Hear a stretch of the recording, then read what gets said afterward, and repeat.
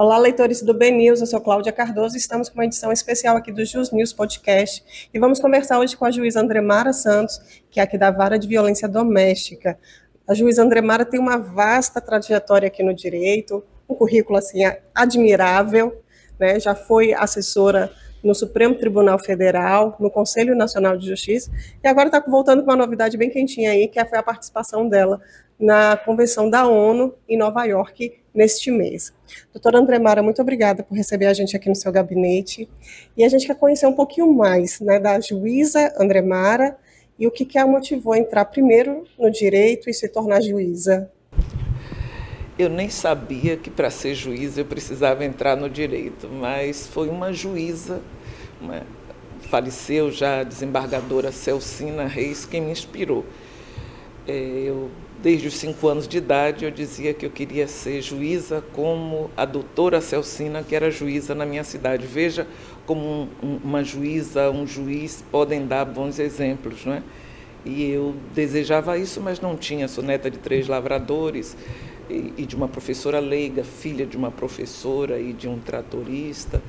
E eu não tinha ninguém na família que tivesse feito direito. Então, à medida em que eu fui crescendo, eu imaginava que, quando eu soube que precisava estudar direito, eu dizia, poxa, vou ter que estudar uma série de diários oficiais amarelados e tal. Então, eu não tinha bem a noção do que era preciso para ser uma juíza de direito, mas eu queria ser uma juíza de direito. E na hora que chegou, depois que eu passei no vestibular, formei, eu não podia fazer o concurso porque eu não tinha idade, então eu ainda advoguei mais 5 anos para poder fazer o concurso. E na hora do concurso eu quase não faço, porque eu vi que os vencimentos, a primeira vez que eu olhei vencimentos, porque eu já tinha sido aprovado no concurso para procurador do INCRA, procurador nacional do INCRA, procurador da Fazenda Estadual também, e eu nunca tinha, mas naquele tempo demorava de nomear.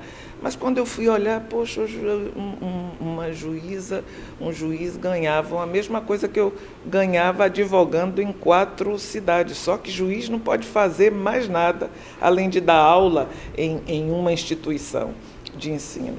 Então eu dizia, bom, então eu não vou poder ser com essas proibições, eu não vou poder ir. Um colega de faculdade que trabalhava aqui no tribunal, bem aqui nesse andar, ele me disse, todo mundo sabia que eu queria ser juíza, você já se inscreveu? Eu disse, não vou, porque os vencimentos são iguais ao que eu ganho nessa advocacia que eu faço entre aqui, Mata de São João, Alagoinhas.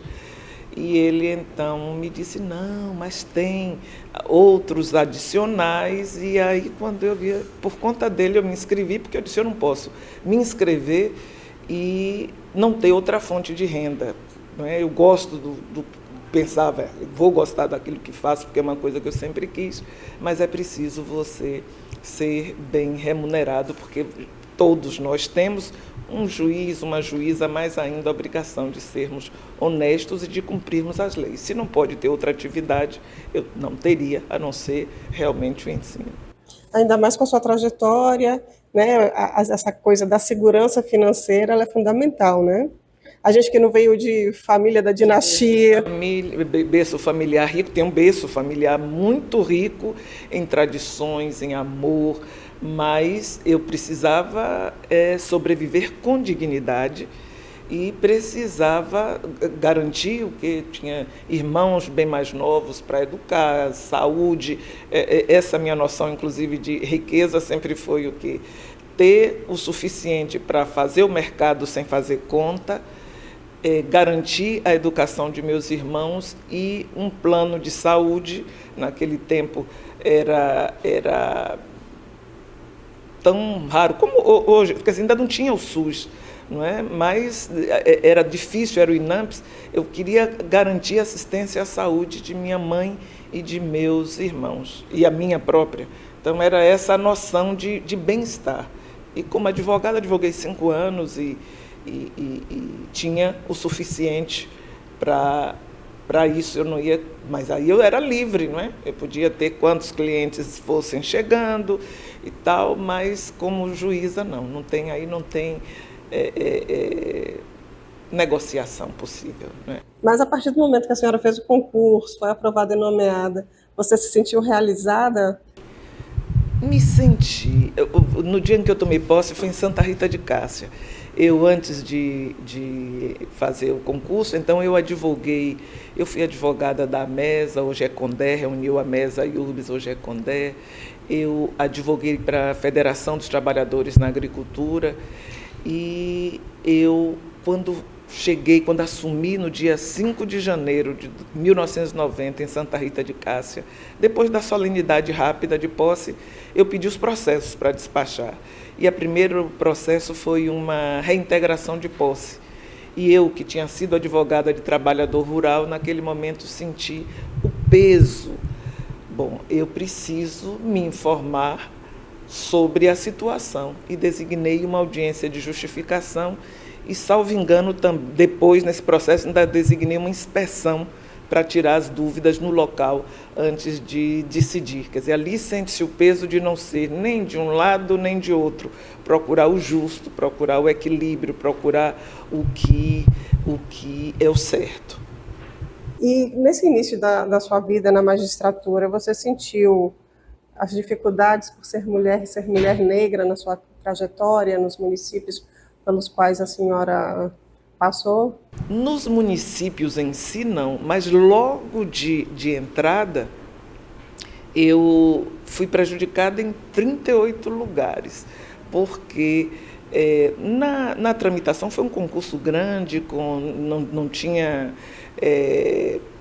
os recursos tecnológicos que tem hoje, e não sei como sumiram os meus títulos, quer dizer, não foram contabilizados, sumiram não foram contabilizadas as minhas aprovações em concurso privativo de bacharel em Direito, que isso aí me deixaria numa situação, de acordo com o barema, cada aprovação dessa valeria 1 ponto, então me deixaria numa situação 38 lugares mais à frente da minha colocação final, então eu impugnei a lista de antiguidade e isso virou um processo administrativo, levaram 2 anos para decidir isso, depois decidiram converter em diligência para juntar e isso ficou,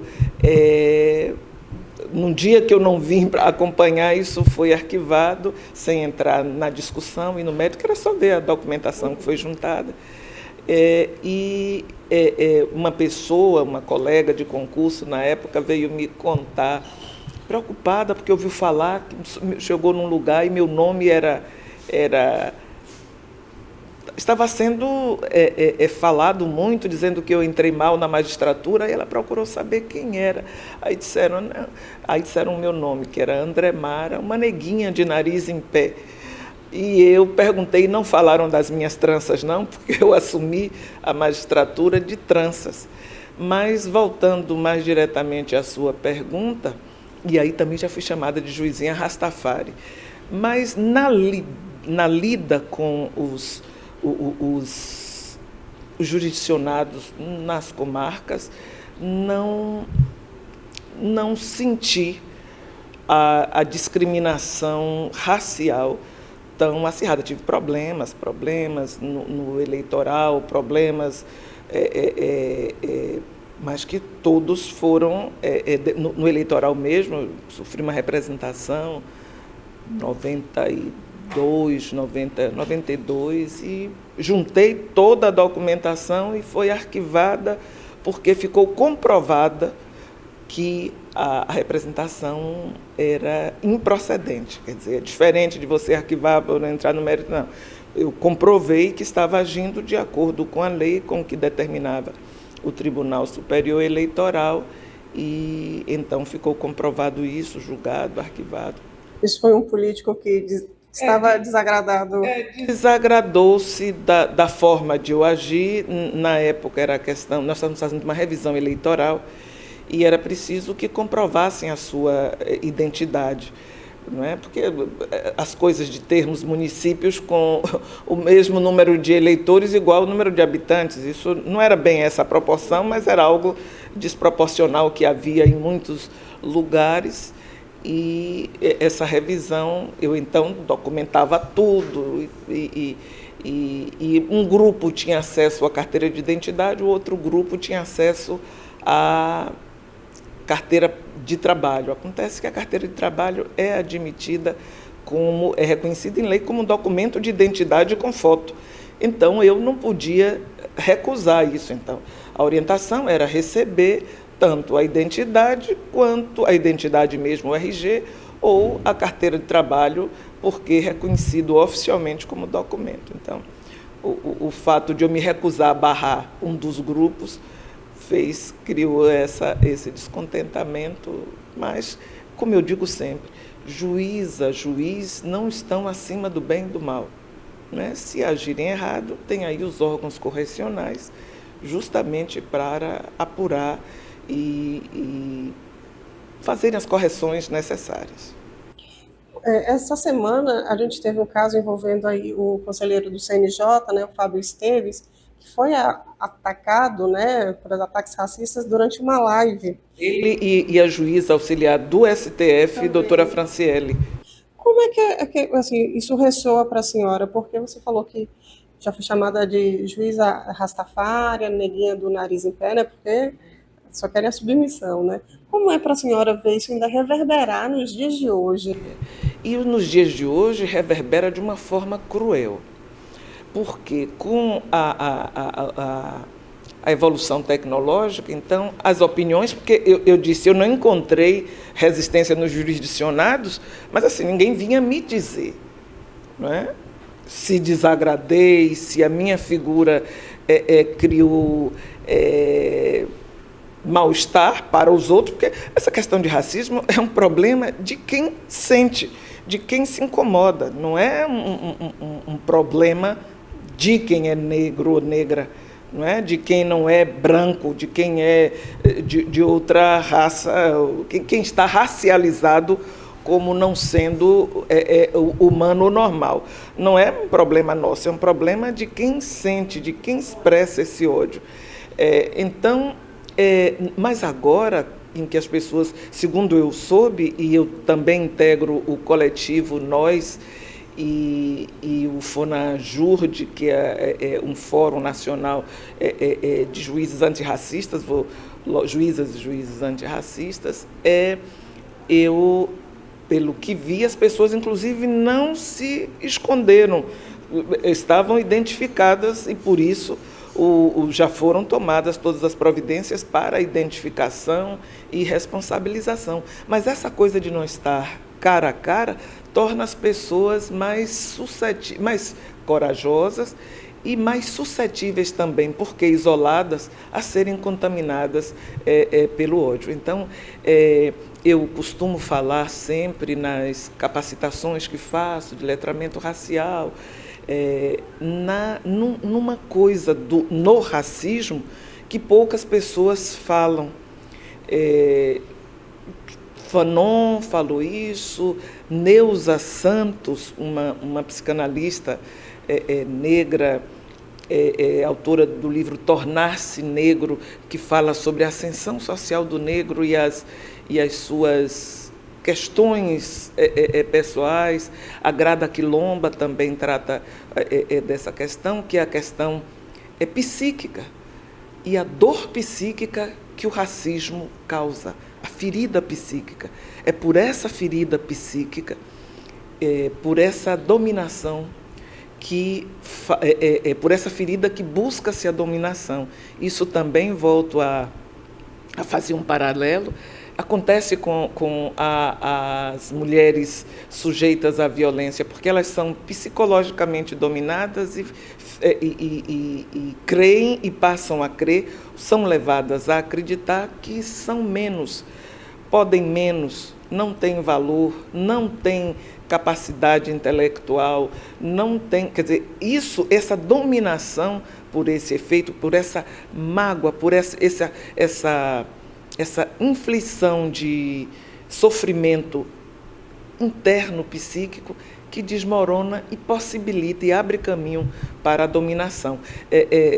Se você pensar que para sermos transformados em mercadoria mesmo e bem de produção. Então, tirava-se toda a possibilidade de contato com o passado e retira-se o quê? A perspectiva de futuro. Então, você sobrevive para livrar-se da tortura, do espancamento, para fazer render o salário mínimo nos dias de hoje, para conseguir de volta o seu documento para aquela pessoa que é traficada para a prostituição. E aí eu já entro no assunto. Eu fui testemunha, e amanhã será um dia definitivo. Não, amanhã não, depois de... Agora eu já estou na dúvida se amanhã ou depois de amanhã, que lá na ONU começará a ser discutida uma resolução, uma proposta de resolução de Gana, que dentro da União Africana é quem tem capitaneado isso, e que foi discutido também durante a CSW, que é essa comissão sobre a situação da mulher, que é um mecanismo de acompanhamento da Convenção pela erradicação de toda a forma de discriminação contra a mulher, que é a CEDAW, é uma convenção de 1979, e lá também foi discutida essa proposta de resolução que visa considerar como crime contra a humanidade, um crime mais grave contra a humanidade, o tráfico das pessoas, dos povos da África e também dos afrodescendentes naquele período auge da colonização, e também enfrentando o tráfico atualmente, o tráfico humano atualmente, que continua aí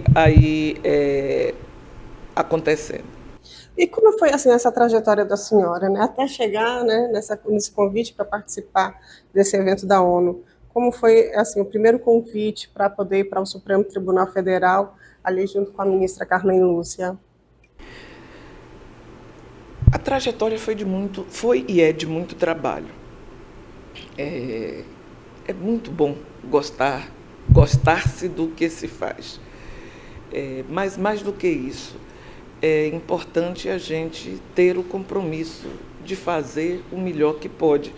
Dia desse eu entrei num elevador no tribunal e estavam 3 desembargadores subindo para a sessão.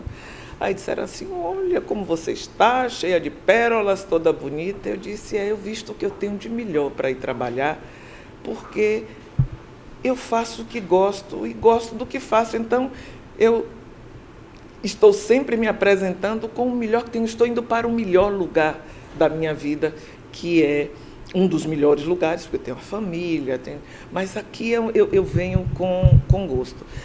O convite da ministra Carmen Lúcia, na verdade, aconteceu em 2014, quando eu ainda estava na Vara de Execuções Penais.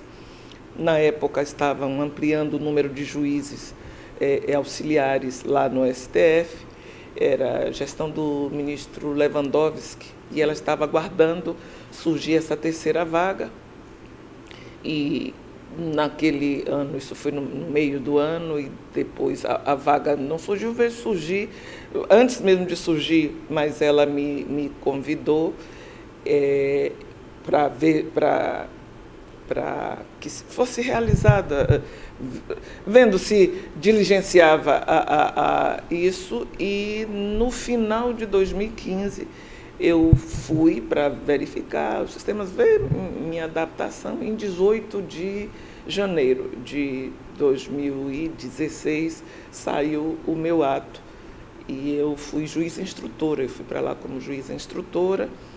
7 meses depois eu assumi, 9, foi setembro.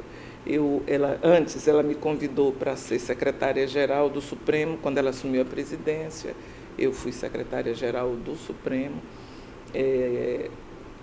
A primeira mulher não fui, mas a primeira mulher negra, talvez a única até hoje negra. E depois ela me perguntou se eu poderia ir para o Supremo, ou para o Conselho Nacional de Justiça, que era para tocar a política judiciária contra a violência, a política judiciária de enfrentamento à violência à mulher. e me deu essa missão. Eu então saí da Secretaria-Geral, fui para lá com um plano de trabalho aprovado por ela, e nisso eu tive a felicidade de atuar na elaboração das minutas, das resoluções que consolidaram não só a política judiciária de enfrentamento à mulher, como também a minuta da resolução da participação da mulher em situação de igualdade nos espaços de poder no judiciário. Antes disso, a senhora já estava atuando no combate à violência doméstica, no combate às violências contra a mulher? Ou foi esse primeiro momento que a senhora tem esse contato com essa pauta? A ministra Carmen Lúcia foi responsável por me apresentar essa pauta, porque, como eu digo, eu estava inclusive aqui como juiz auxiliar do atual corregedor-geral. Ele era corregedor das comarcas do interior, e eu que entrei no final da gestão da corregedora anterior, ele me manteve e eu estava aqui. Mas eu na semana passada, sexta-feira, eu fui ao encontro de gestoras e de conselheiras, posse do Conselho Estadual dos Direitos da Mulher aqui, e a questão é, nós, mulheres negras, temos uma pauta, temos os mesmos problemas de todas as mulheres, mas temos uma questão que é a questão da sobrevivência.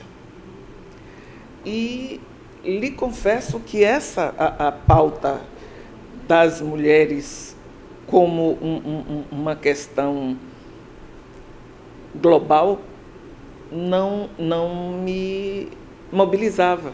É como diz Simone de Beauvoir disse, embora em relação, claro, o universo de Simone de Beauvoir eram as mulheres brancas, mas ninguém nasce mulher, torna-se mulher, porque ser mulher é uma configuração, um desenho de papel que a sociedade constrói em torno de uma figura que gesta, pare e organiza a base da sociedade.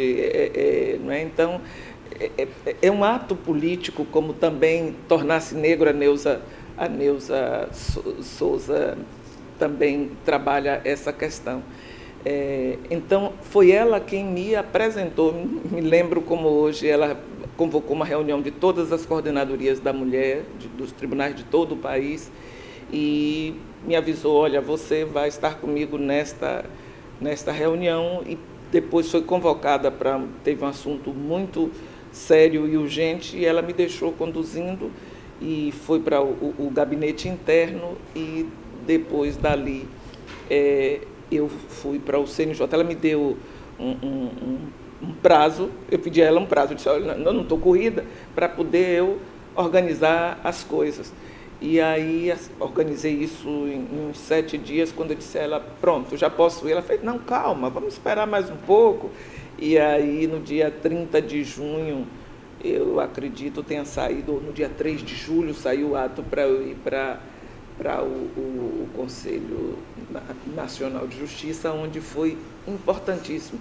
A pauta era essa, mas a ministra Carmen Lúcia sempre teve uma visão bem ampla.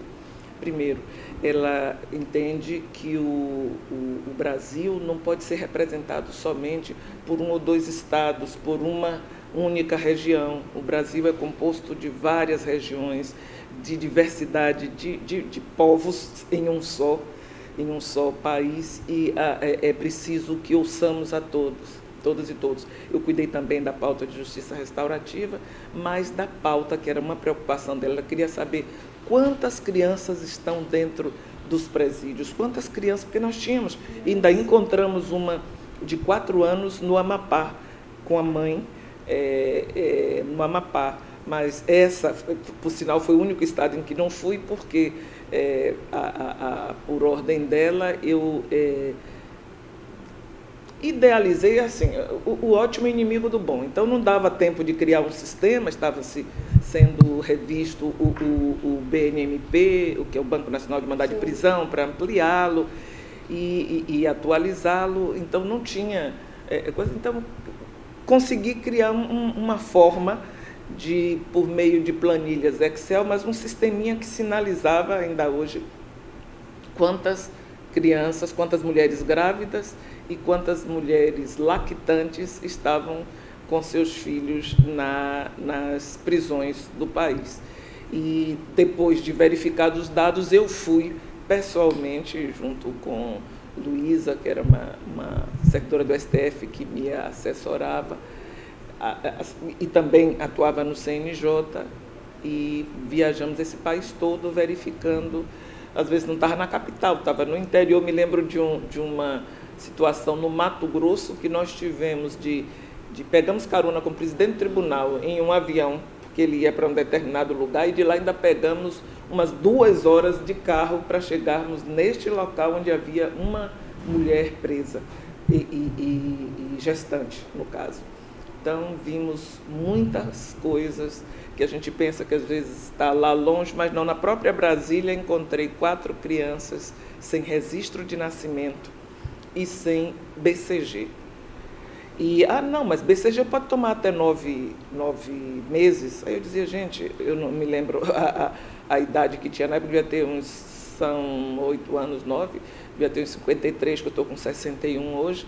E eu dizia, mas eu nasci em 65 e por muito tempo o que comprovava a minha idade era a certidão de nascimento não estava coisa, mas era a carteira de vacinação do BCG.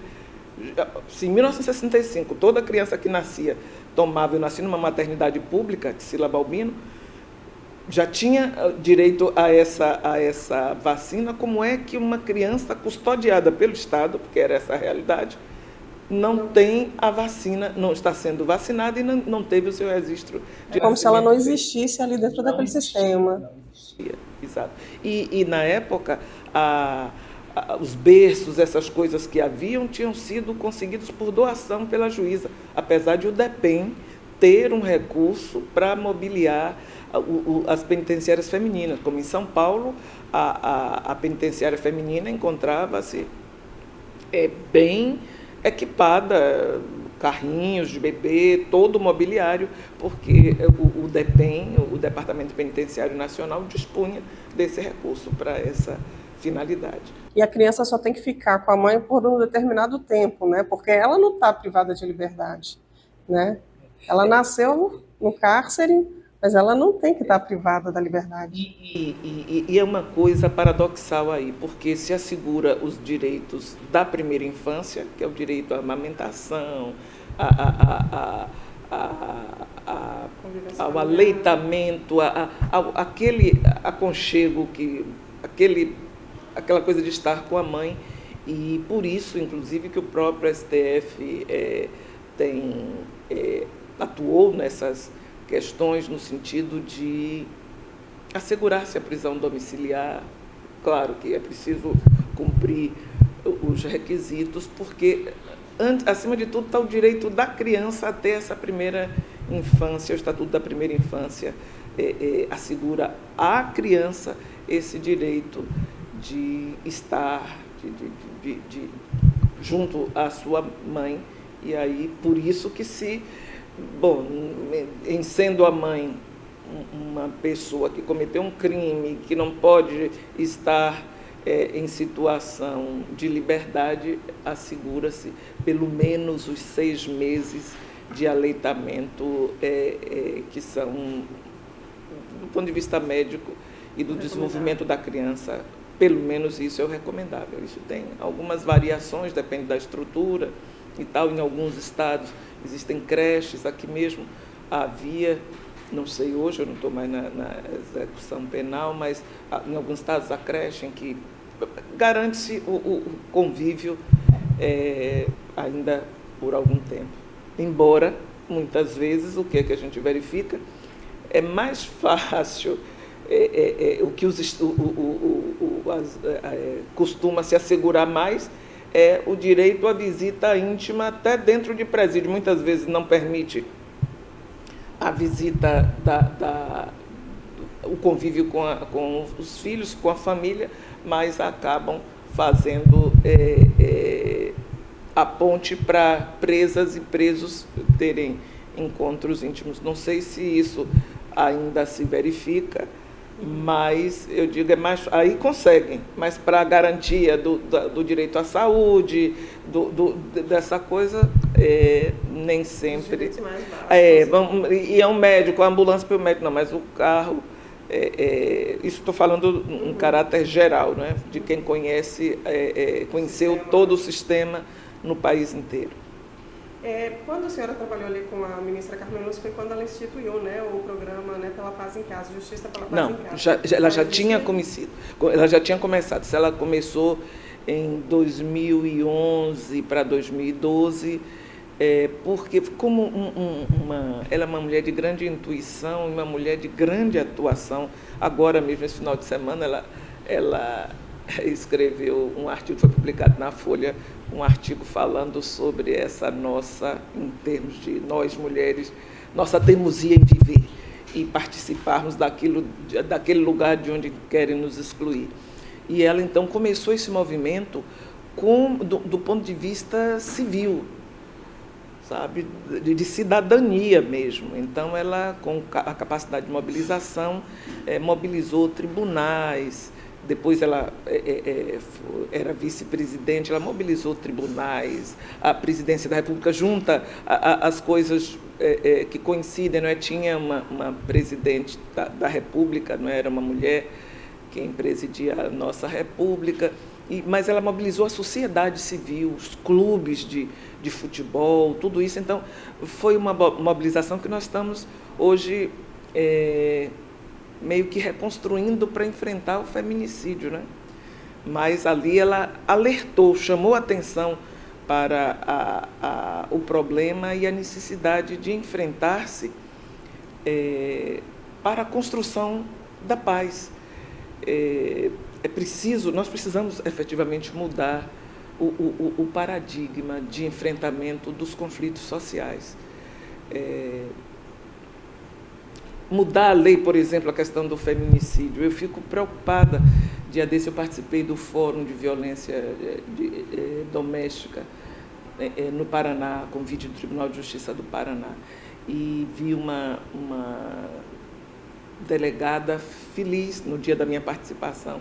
Ela feliz porque agora nós já tínhamos a possibilidade de condenar um feminicida por até 60 anos de idade, ou uma pena de até 60 anos de prisão. E eu digo assim, mas isso resolve em quê? Porque antes disso é simplista aumentar-se apenas as penas de prisão.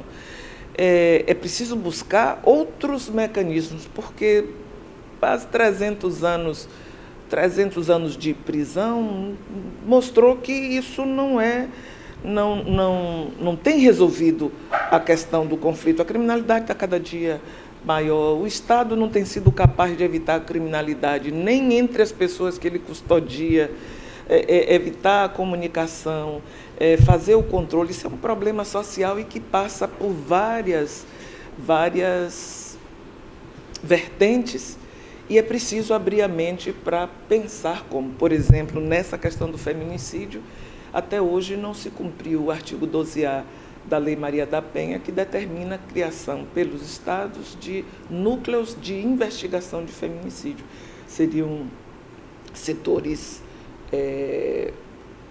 próprios para estudar o fenômeno e desenvolver políticas, que não é somente técnica de investigação, é política criminal. A gente precisa o direito, as ciências criminais não se restringem apenas ao direito penal, à aplicação de uma pena a um ilícito. Nós temos a política criminal também, nós temos a criminologia. Então é preciso estudar-se o que causa o fenômeno, como tem sido a resposta, a reação do Estado àqueles fenômenos, e isso é preciso fazer-se de forma séria.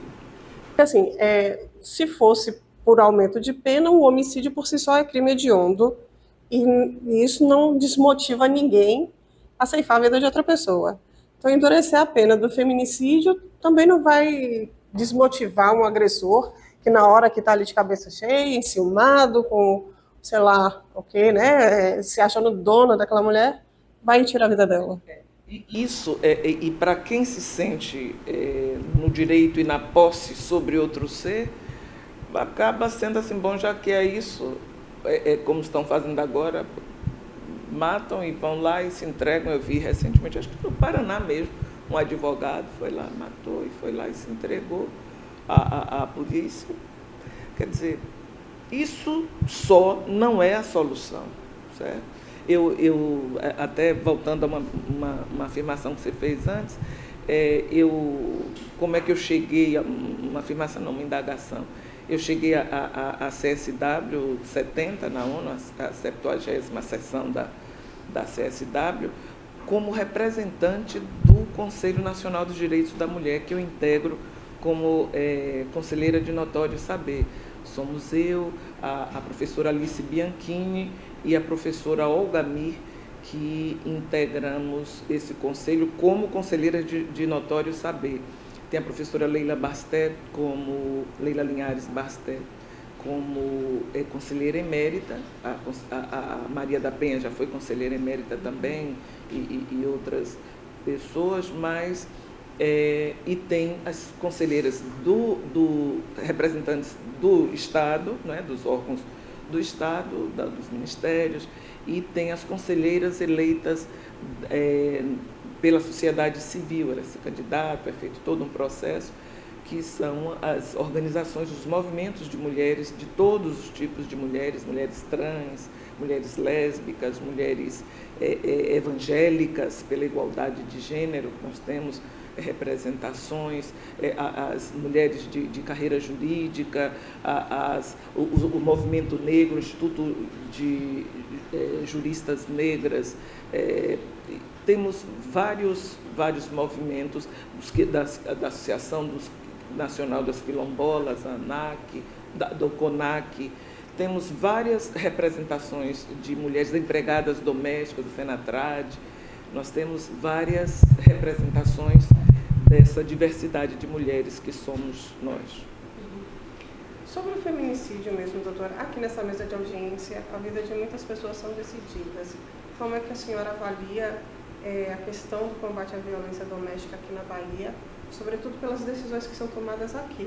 Quem são essas mulheres? Se ela tem cor, se ela tem classe social, renda, se é dependente, independente? Que tipo de casos são tratados aqui? Olha, já aproveito para esclarecer uma situação. Aqui eu sou titular da primeira vara, essa é a primeira vara de violência doméstica e familiar, e nós, das varas de violência doméstica e familiar, não tratamos de feminicídio, porque o feminicídio, como é crime contra a vida, é da competência das varas do júri, do tribunal do júri. Mas, claro que, embora haja um estudo que diga que mais de 80% das mulheres vítimas de feminicídio não tinham medida protetiva, o que vai em favor de que a medida protetiva, salvo engano, no último levantamento das mulheres que sofreram feminicídio, apenas 1.568, 121 tinham medidas protetivas, o que significa poucas tinham medidas protetivas. Isso significa que a medida protetiva ainda protege, ainda serve de freio, e que precisa ainda, apesar do número enorme de pedidos, nós temos hoje mais processos do que as varas de tóxicos. Eu digo, as 5 varas de violência doméstica, recebemos mais processos do que todas as varas criminais. Nós, às vezes, recebemos mais processos no mês do que determinadas varas criminais ao longo do ano. Nós temos mais processos do que algumas varas do consumidor. Nós temos mais processos do que todas as varas de fazenda pública, exceto os juizados de fazenda pública, que o número é maior, e temos mais processos do que algumas varas de família. Então, é um volume grande, mas ainda insuficiente, porque também não é só a medida protetiva, é preciso que a rede de atendimento, a rede de acolhimento seja eficiente. A Lei Maria da Penha não é uma lei de punição, uma lei que peça prisão. Somente em 2018 teve um artigo 24A, passou a prever o crime de descumprimento de medida protetiva. O objetivo é mudar a cultura, não é? Mudar a cultura por meio de educação, por meio da integração operacional. Imagine uma mulher, aqui felizmente nós temos 3 varas. Nós temos uma vara na Casa da Mulher Brasileira, que foi uma luta nossa, dos movimentos de mulheres da Bahia, a desembargadora Nájila, eu me lembro que a desembargadora Nájila é a coordenadora da mulher do Tribunal de Justiça e também hoje presidente da COSEVID, que é o colégio de todas as coordenadorias. Eu quando assumi a vara de medidas, essa vara de violência doméstica, eu estava aflita por um lugar que atendesse a mulher em todas as coisas, para ela não ficar correndo para um canto para o outro, vai para a defensoria, vai para ali, vai para acolá. E a desembargadora Nájila já disse, nós temos aqui uma luta antiga pela instalação da Casa da Mulher Brasileira. Aquela que fica ali perto do Hospital Sara. Isso, do Hospital Sara. E ela disse assim, o terreno é ótimo, é lá de junto do Sara. E eu, como conselheira nacional, fui lá saber na Secretaria, na época, Nacional de Política para as Mulheres, se tinha isso.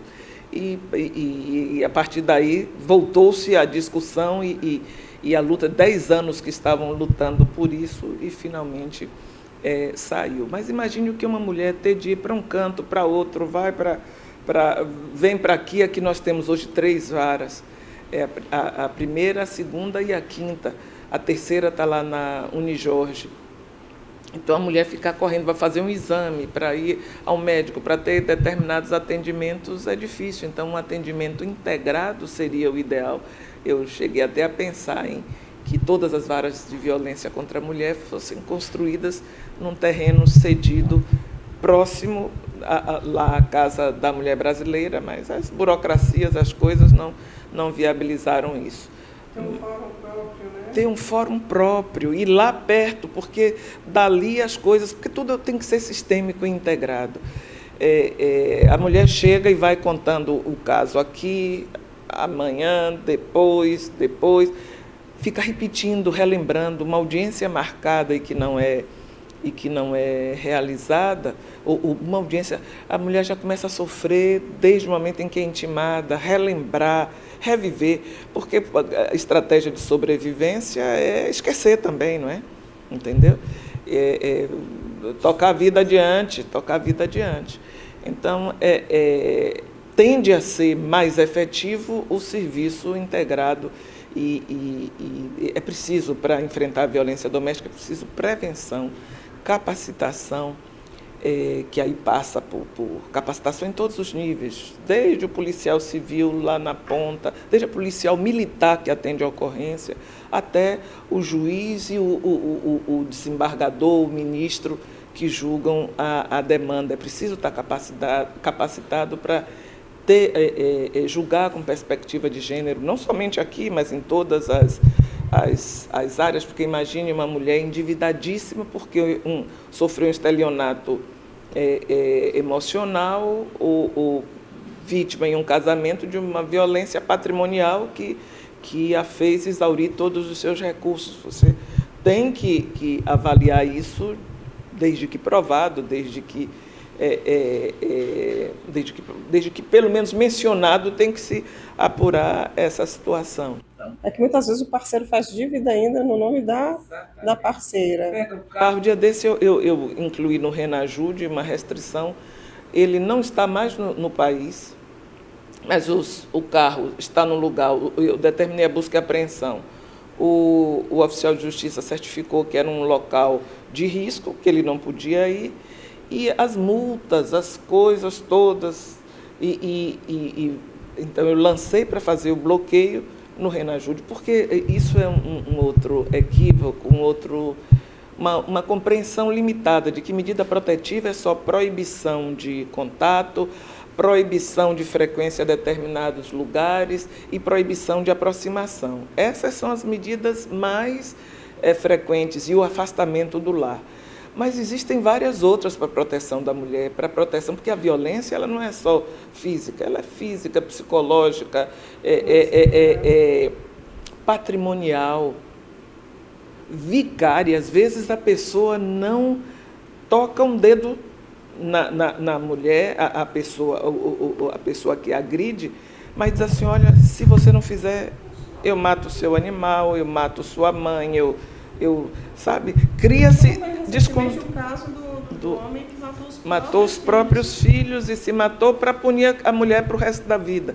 Não é? Então, existe a violência patrimonial. Então, é preciso adotar medida, bloquear recursos, é possível suspender procurações, é possível... As medidas protetivas, elas não são números clausos, quer dizer, elas não estão descritas de forma finita, não.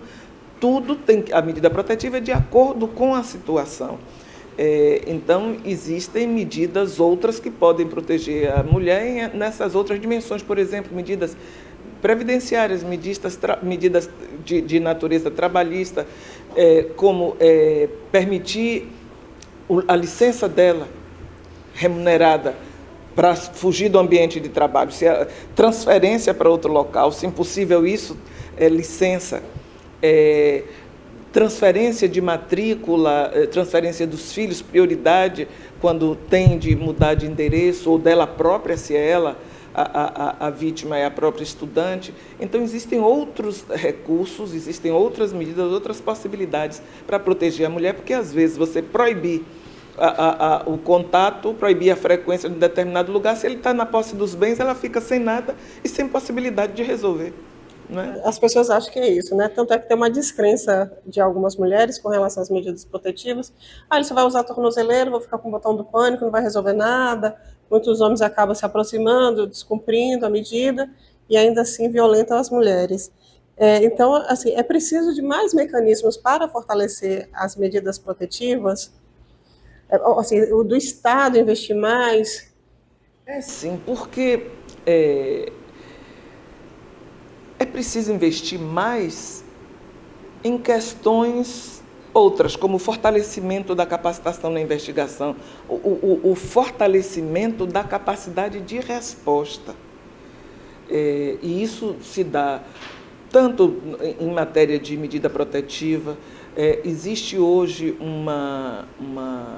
um empenho do Tribunal de Justiça, que desde o ano passado trabalha num programa, um projeto TJBA por Elas, que focou na questão da diminuição do número de dias de apreciação das medidas protetivas. Porque aqui em Salvador nós temos 5 varas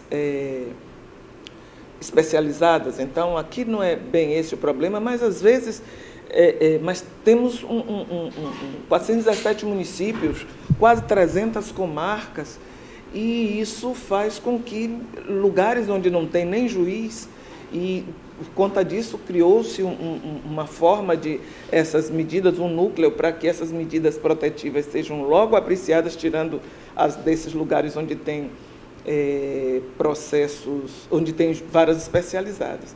Então é preciso, o Tribunal de Justiça tem procurado ampliar essa resposta, e é preciso ampliar-se também a resposta, porque muitas vezes os inquéritos não chegam a uma solução.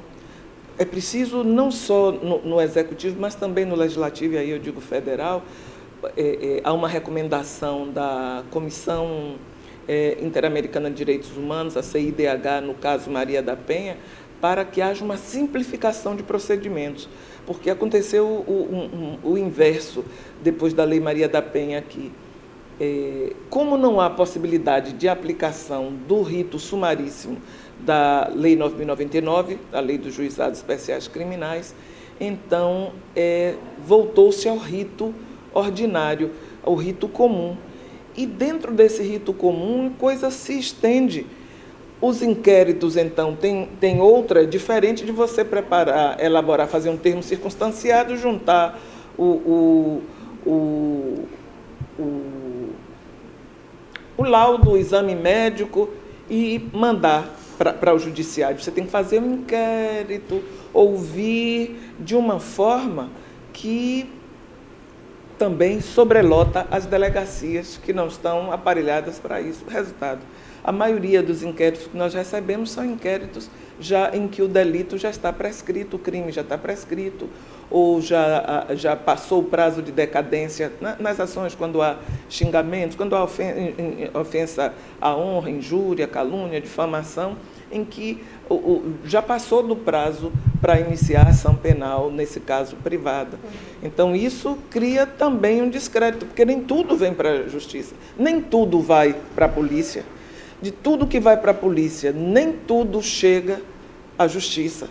E do que chega à justiça, nem tudo é processado, porque uma boa parte, eu fiz um levantamento disso nos anos de 2019 a 2027, um período de 18 meses, dava 76, alguma coisa por cento de inquéritos que não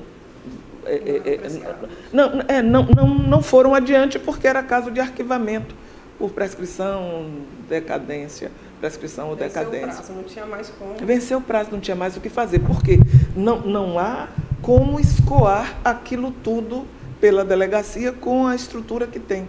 Nós não temos, aqui em Salvador só há 2 delegacias especializadas. É muito pouco, é muito pouco. Inclusive, acho que foi um dos crimes que foram mais registrados durante o Carnaval. Né? Eu lembro que, em entrevista com o desembargador Rotondano, ele sempre destacava o número de medidas protetivas que foram deferidas no período do Carnaval. Eu aqui, quando voltamos do recesso, no primeiro dia foram 60 medidas protetivas recebidas do plantão. Quer dizer, é um número absurdo e ainda há uma subnotificação, ainda muitas mulheres. Porque se fosse notícia, se você falar 60 roubos por dia, as pessoas ficariam assustadas. Exatamente. 60 roubos à mão armada por dia, ficariam assustadas. Nossa, como está... Mas 60 mulheres objeto de violência... Não assusta. Não assusta. Banalizou-se, sabe? Há uma banalização... não é banalização, é uma naturalização da violência contra a mulher, e aí entra a questão da regulação das redes, né? Você tem nichos, e o problema da rede é que a rede conversa para as bolhas. Os algoritmos ali. Os algoritmos, e eu ouvi aí um outro momento marcante na minha participação na CSW, que foi um momento, até num evento paralelo do Brasil, na própria sede da ONU, porque além dos eventos relativos à discussão do documento e dos documentos oficiais, existem os eventos paralelos na sede da ONU e também fora da ONU, como, por exemplo, essa visita ao setor, ao departamento que cuida do acolhimento e das providências relativas à violência doméstica da Prefeitura de Nova York. E num desses eventos, quando falávamos da violência digital, a Ingrid Gomes, do México, ela é secretária, subsecretária da Secretaria pelo Direito da Mulher Viver Livre de Violência. Veja que situação, né? Olha os nomes, lembra até 1990, quando a gente vê falar em Secretaria da Desinformação, e essas coisas, parece algo saído do livro de Orwell, 1984. E ela disse assim: é preciso que nós enfrentemos esse algoritmo patriarcal. E nada melhor para explicar o que é o próprio patriarcado, senão esse algoritmo, esse conjunto de passos que foram essa receita de funcionamento da sociedade, em que tudo está programado para que um determinado tipo de pessoas, então mulheres, pessoas que procriam, e são do sexo feminino, biologicamente ou socialmente identificados como do sexo feminino, sejam consideradas como seres inferiores e passíveis de apropriação e desiguais nos direitos e no exercício do poder político, econômico e tal. Então, isso não, a gente não vê, a gente recebe materialmente, não sabe como é que o algoritmo está desenhado. E esse algoritmo é desenhado e ele reproduz o patriarcado porque ele é feito por homens brancos, héteros, cis, entendeu? Então, em sua maioria. Então, quem desenha, quem faz esse desenho do que recebemos nas redes sociais, e o algoritmo ele não vem explicitado. Fizemos assim porque somos... Não. E é bem assim, a Cida Bento, eu lembrava nesse evento, nesse encontro nacional de mulheres na justiça restaurativa, que o tribunal encerrou na última sexta-feira, eu lembrava que a Cida Bento fala do pacto narcísico da branquitude, como aquele acerto, aquele concerto que é feito na sociedade por homens brancos, héteros e cis, essa coisa, que são eles quem fazem as leis, quem fazem tal, e que combinam sem escrever nada, sem sentar para pactuar. Mas com pensamento coletivo. É coletivo, exato, é o natural. Aqui é um lugar próprio para estar esses corpos. Então, um corpo negro ali sentada como juíza é algo já de estranhamento. Um corpo de mulher. Então, um corpo de uma mulher negra, um corpo negro, vamos começar daí, e depois de uma mulher negra, então já não é bem um lugar natural. E isso faz com que, na hora de eu promover, na hora de eu adotar como meu igual, eu vá naturalmente para pessoas brancas, héteros, cis, para que estejam, porque esse é o lugar reservado para elas. E eu digo, e isso não é uma coisa, não é a ruindade do povo. Não, gente, isso é uma construção social. Raça é uma construção social, não é biológica. E o nosso país, a racialização imposta ao nosso país por mais de 300 anos de escravidão, não se apaga em 100 nem em 200 anos. Entendeu? Então, foi outro dia que acabamos, eu costumo lembrar, trazer exemplos. A nossa democracia que é recente, né? Exemplos para chocar mesmo. A CEDAW, a Convenção pela Eliminação de Toda Forma de Discriminação contra a Mulher, foi aprovada em 79. Aqui no Brasil foi ratificada em 85, no governo Figueiredo. Mas aquele governo, ainda o último da ditadura, ratificou com ressalvas. Ressalvas onde, justamente naqueles artigos que diziam que a mulher e o homem eram iguais em direitos e nos direitos relativos ao matrimônio, ao casamento. Então, ele não reconheceu mulher, fazia uma relativização no que tange à educação, mas não reconheceu a igualdade. Isso perdurou até 2002, mesmo depois da Constituição de 88. Só foi ratificada integralmente em 2002. E até 2005, o casamento do agressor com a ofendida em casos de estupro poderia extinguir a punibilidade do réu. Inclusive também o casamento com terceiros, como uma terceira pessoa podia extinguir se o crime não tivesse deixado graves, agora, porque assim, não fosse de violência gravíssima. Quer dizer, como é que uma violência sexual não é gravíssima, mas não é grave, era grave ou gravíssima? Então, ainda até casar com o terceiro livrava o agressor. Quer dizer, foi feito dentro de um contexto, o nosso Código Penal, dentro de um contexto rural, em que a posse da mulher, quer dizer, a garantia não tinha os mecanismos para saber se o filho era seu ou não. Então, tinha que se garantir que a mulher fosse virgem e fiel, e para que aquele filho que viria ao mundo e que vai herdar os meus bens, o meu patrimônio, seja realmente meu filho, né? Então, veja, eu costumo fazer também uma analogia que é assim, eu digo que a fêmea humana é o animal mais desvalorizado da espécie. Porque se eu tenho uma galinha poideira, eu vou tratá-la bem, cuidar para que ela renda ovos. Uma vaca leiteira, ela vai me dar leite e vai procriar, vai aumentar meu rebanho e por aí vai. Então elas têm um poder, elas têm um valor diferenciado. E nós, mulheres, as fêmeas do ser humano, fomos levadas a crer que não temos valor justamente porque nós parimos, então somos mais fracas, porque temos que ficar em casa.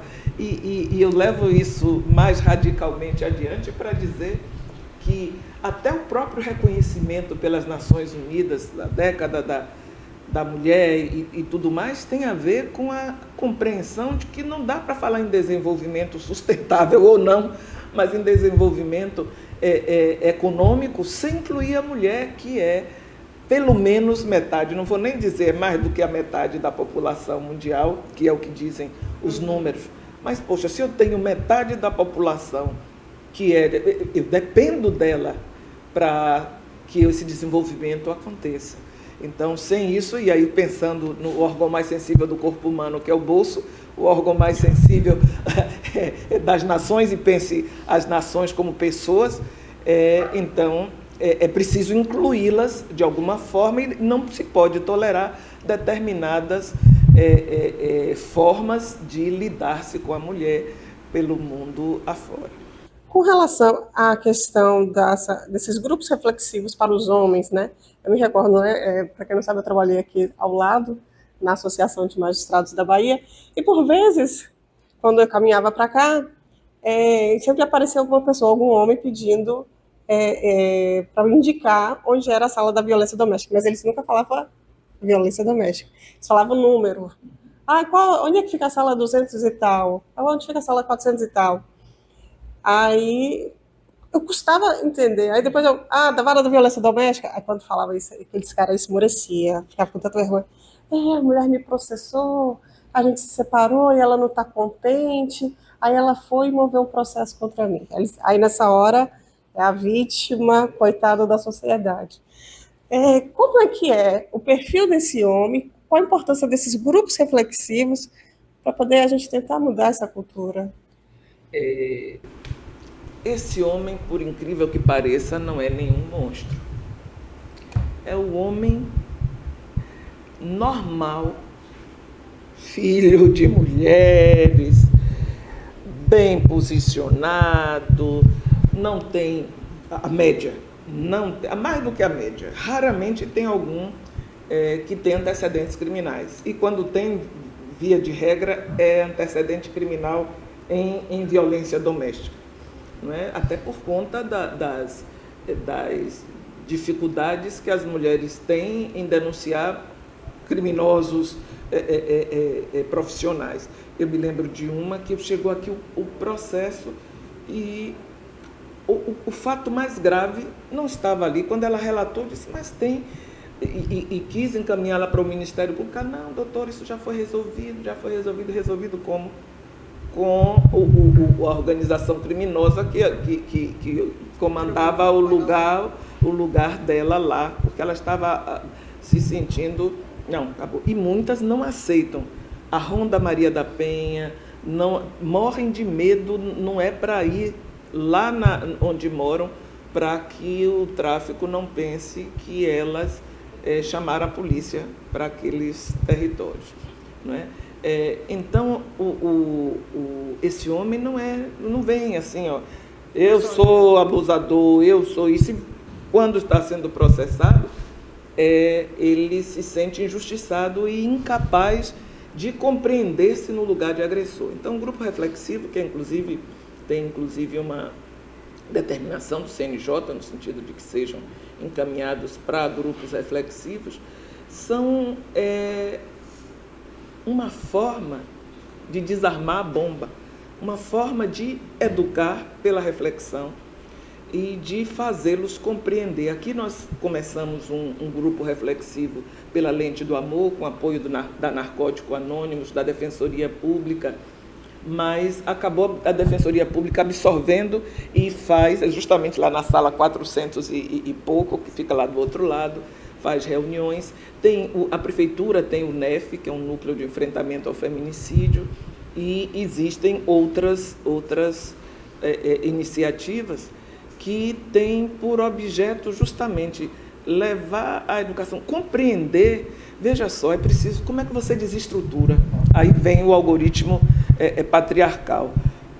Uma pessoa que foi submetida estruturalmente, porque também é algorítmico e é estrutural, em todos os lugares, na família mesmo, a mãe deixa o filho ir para a rua e brincar de bola e a filha vai ajudar nos afazeres da casa. O filho pode chegar tarde, a filha não. E coisas assim que enraizadas, porque nós mulheres também fazemos parte dessa sociedade. Quantas vezes a mulher não consegue se enxergar na condição de vítima, apesar de tudo que está sofrendo? Então é preciso fazer-se a educação. Falta, por exemplo, na legislação, um mecanismo despenalizador, podemos chamar assim, que tem na Lei 9.099, que é a possibilidade de suspensão do processo. Por quê? Porque a suspensão prévia do processo poderia determinar isso. Bom, suspende-se o processo enquanto ele participa dos grupos reflexivos e depois que ele participar, aí, eu estou falando do processo criminal, então, dá-se sequência e se tiver tudo ok, se o relatório tiver ok, se não tiver acontecido nenhuma reincidência, nenhuma coisa, tal, suspende-se por 2 anos. Tal. Mas nós do Judiciário também temos responsabilidade nesse retrocesso que houve. A mim, nesse ponto, a Lei Maria da Penha não foi feliz quando proíbe a aplicação da Lei 9.099, porque ela poderia ter permitido aplicar a suspensão do processo. Mas por que nós do Judiciário somos responsáveis? Porque durante o tempo em que vigeu a Lei Maria da Penha, antes da Lei Maria da Penha, desde que foi permitido que o juizado determinasse o afastamento do agressor do lar, isso foi antes da Lei Maria da Penha, e logo no começo, o Judiciário aplicava para casos de violência doméstica o pagamento de cesta. Não existe pagamento de cesta básica como pena, mas era prestação pecuniária, aplicava pena de prestação pecuniária, que via de regra era convertida em cestas básicas. Então ficou aquela coisa assim, eu posso bater e dou uma cesta básica e está tudo bem. Quer dizer, é muito pequeno, é muito falta de perspectiva de gênero. Pense isso aí em 2006, mas a lei do juizado é de 1995. Não é? Então, tentou-se simplificar esses procedimentos, porque a pena era pequena, e então, para evitar a prescrição e para tratar do assunto, afinal de contas, nós já tínhamos uma convenção, a Convenção de Belém do Pará é de 94. Convenção de Belém do Pará, que foi a convenção interamericana que tratou da erradicação de toda forma de violência contra a mulher, especificamente violência. Doutor, a gente já está aqui com mais de 1 hora de gravação, que a gente vai conversando, enfim, é um assunto que rende, né? Infelizmente, né, são notícias, são todos os dias e recorrentes. Mas, assim, qual recado a senhora daria hoje para aquela mulher que está passando por essa situação? Eu me recordo que uma vez eu vim aqui falar contigo, tinha uma mulher na recepção e que ela veio pedir para retirar a medida protetiva. E a senhora foi bem incisiva. Você está mesmo segura? É para retirar mesmo? Porque muitas vezes ela também está sendo coagida a retirar essa medida contra o parceiro. Então, assim, que conselho você dá hoje para a mulher? Quais são os canais que ela pode buscar? O que ela realmente consegue hoje em dia? Como é que ela consegue realmente se proteger e até quebrar esse ciclo da violência? É preciso ajuda. Eu primeiro digo a ela, não se sinta fraca, não se sinta única, não se sinta pior do que as demais. Infelizmente, a violência doméstica é algo comum, eu costumo dizer aqui, desde o Le Parc até a Vitória, passando pelo Horto Florestal, desde o subúrbio ferroviário até as ilhas, as nossas ilhas. Quer dizer, então, infelizmente é comum e uma notícia pior ainda, e não é só coisa da Bahia nem do Brasil, infelizmente é no mundo. Mas nós estamos no Brasil, estamos na Bahia e nós temos mecanismos para isso. Agora mesmo o Tribunal de Justiça já anunciou, já colocou em funcionamento o TJBA Zela, que é um aplicativo pelo qual a mulher pode pedir diretamente a medida protetiva. Mas, assim, se tiver acontecendo a violência na hora, chame o 190. Se não está ali na hora, mas vem acontecendo, ligue para o 180.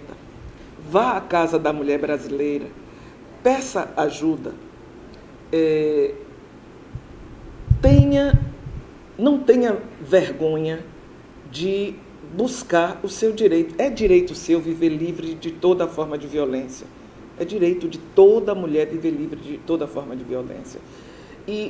Mas eu não sei se eu estou tendo violência ou não, mas isso está me deixando infeliz, está me deixando angustiada, triste, já não durmo, não como, ou como demais, ou me sinto um lixo. Então, faz o quê? Procure ajuda, porque é direito seu. Vá, por exemplo, na Casa da Mulher Brasileira, nós temos centros de referência, apoio psicológico, é preciso pedir ajuda. Nós temos várias ONGs. Aqui, na primeira vara de violência doméstica e familiar, se vier aqui, mesmo não tendo processo, a equipe multidisciplinar vai encaminhar para algum organismo. Aqui nós funcionamos no Fórum Rui Barbosa, no 4º andar, na sala 422, mas tem saída, em outras palavras, tem saída. Não creia naquilo, não aguenta, eu aguentei, você é forte, vai aguentar, tolere a si mesmo, faz parte da vida. Não, você tem direito a viver livre de violência e deve procurar, porque é obrigação do Estado, é dever do Estado lhe apoiar e lhe amparar. Então, nós temos centros de referência da mulher, nós temos no Cancide, lá na Cidade Baixa, lá na Ribeira, nós temos em Cajazeiras, tem na Casa, o Loreta Valadares agora está na Casa da Mulher Brasileira, e que busca ser a Casa da Mulher Brasileira uma referência, para que a mulher chegue ali e seja orientada. Não é? Aquele primeiro atendimento. Aquele primeiro atendimento, aquela primeira acolhida. Lá tem uma delegacia. Eu gostaria que tivesse instalado uma outra delegacia, uma terceira delegacia ali, que recebesse todas as demandas e distribuísse para as delegacias, para a de Brotas e para que tem no subúrbio ferroviário, a Quinta não, junto da Quinta, a DEAN de Piripiri.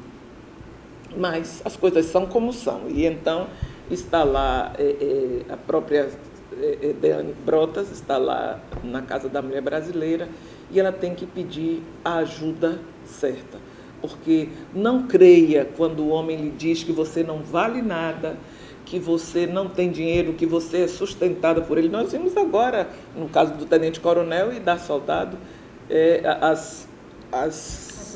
as mensagens que ele diz, ele não é único, e isso é desde o homem sem letras ao pós-graduado, ao doutor, porque é levado a crer que a mulher é sua propriedade e não pode ter autonomia. Aí, voltando à questão dela, mas a mulher, o difícil aqui é respeitar a autonomia da mulher, porque dar apoio não quer dizer fazer o que ela tem, dizer o que ela tem, obrigá-la a fazer o que ela não quer. Ela tem que estar preparada psicologicamente também para esse enfrentamento. E é por isso que a rede de acolhimento, e é preciso uma integração operacional, porque a rede de acolhimento e de atendimento deve estar preparada para encaminhá-la para o atendimento profissional. Nós temos aqui convênio com a UFBA para auxiliar na assistência jurídica. Nós temos acordo de cooperação técnica, não é? Também tem a CEAP, que é o Centro de Psicanálise e Psicologia, de estudos análise, psicologia e psicanálise e psicologia, que também tem dado apoio à equipe multidisciplinar, e a gente tem feito isso. Mas a pessoa não pode se isolar, porque essa é uma tática. Isolar para conquistar. A pessoa não pergunta a ninguém, não vai ficar achando que é normal e vai ficando preso, enredado naquela teia. Infelizmente, cada vez mais pessoas mais jovens estão cometendo também isso, estão se tornando agressoras. Não é? E um detalhe que do ano passado para cá me chamou a atenção, nos chamou a nós das varas de violência doméstica, o aumento também da violência de filhos e filhas contra mães. E eu fico feliz de ver as mães se libertando e procurando também ajuda contra os filhos e filhas agressores.